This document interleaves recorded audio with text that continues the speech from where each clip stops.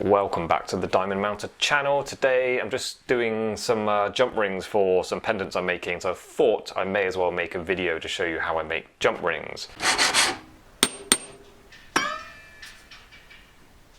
I've just been pulling down this piece of wire. It's now the gauge that I need for my jump rings that I'm going to be using. Before you start turning up your jump rings, it's important that your wire is nicely annealed.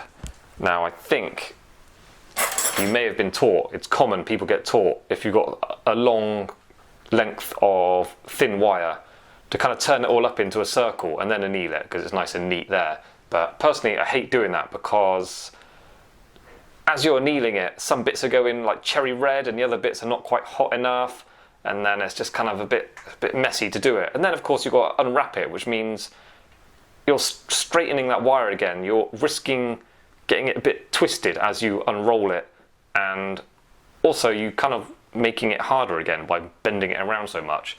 So this is the way I do it. This is not something I can remember being taught, but it's just sort of, I've just developed it over the years with experience. So what you do is get your charcoal block, turn it up and put it on the side there. And we're going to use that as a kind of little heat wall, so the heat will kind of bounce off it, so you can, the flame's coming from this side and then it will kind of hit the charcoal block and kind of sort of come back a little bit. So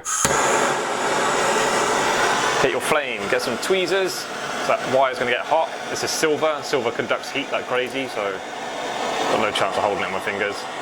I just put it in front of the block, not necessarily touching it. Can't hold it. Just anneal it against the block and move it along.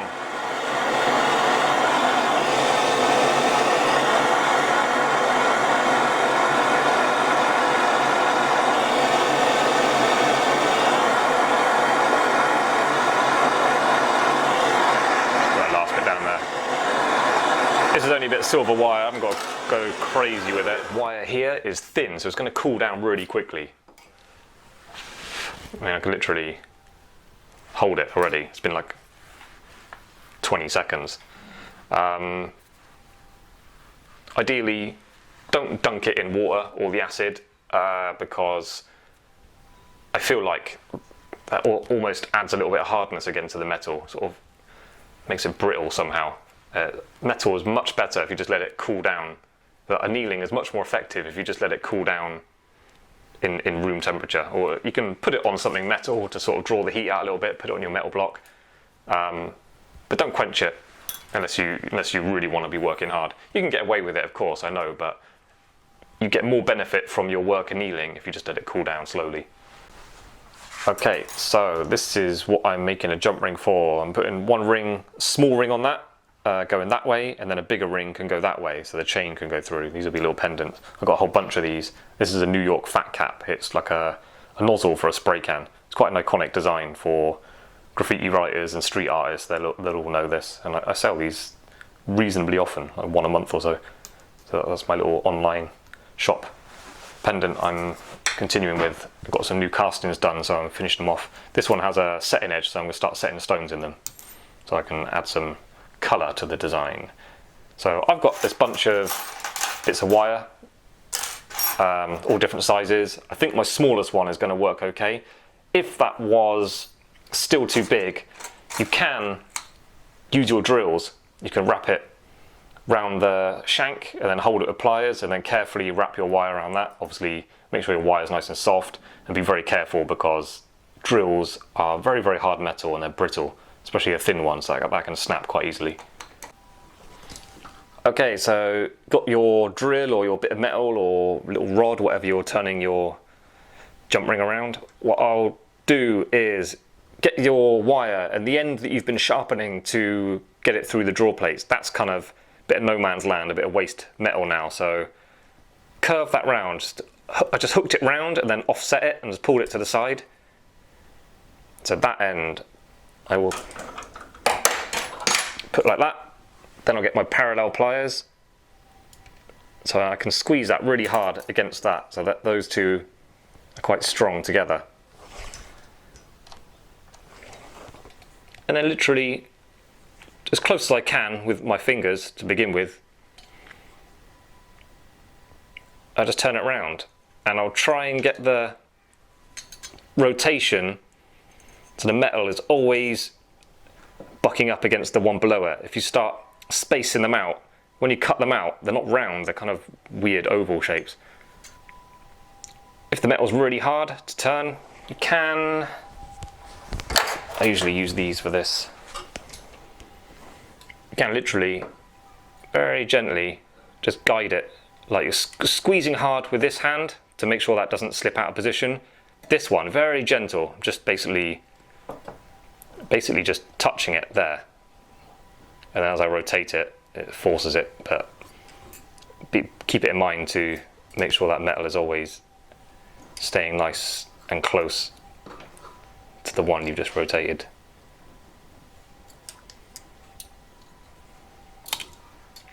Also, if you squeeze too hard with these, you're going to put a flat on the outside of the jump ring. Just because you're making little jump rings, don't think you can get away with being really sloppy or cutting them badly or soldering them badly. It's actually, you got to give it the same attention to something that might be really obviously clear on the piece of jewellery when it's finished. Like, make your jump rings really neatly as you possibly can. It's actually, if you've never really tried to make one really neatly before, you'll be surprised at how difficult it is to achieve. Especially soldering, you've got to use your 10 times loop or at least a 2 times loop to make sure it's really perfectly lined up before you solder it. Okay, so this little bit of sharp metal is kind of waste, and handling it, it's sharp and uncomfortable, so I just snip that off. Select the thinnest blades you have. I recommend a cut 6.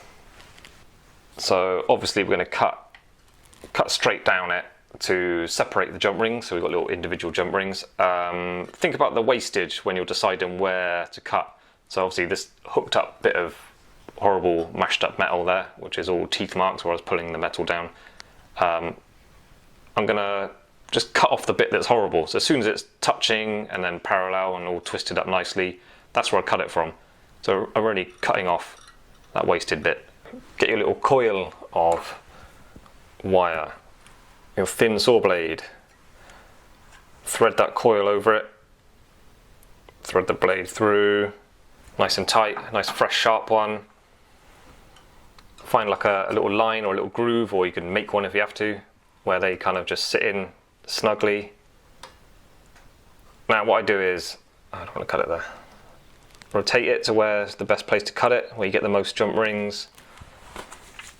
I like to use a piece of leather. I keep this by my bench a lot because if you're handling something very sharp, it's just more comfortable. You can squeeze it very hard with just protecting your fingers with a bit of leather. Also stops if you're holding something very hot, or like this is going to get hot when we're cutting it, so I just push down on it with a bit of leather over my finger. So now I've rotated that to where I want to cut it, sat in a little groove so it's not going to rock about. Fresh blade, nice sharp thin one, put that on top, and then just literally just start sawing up and down. You don't have to push hard, just let the saw do the work.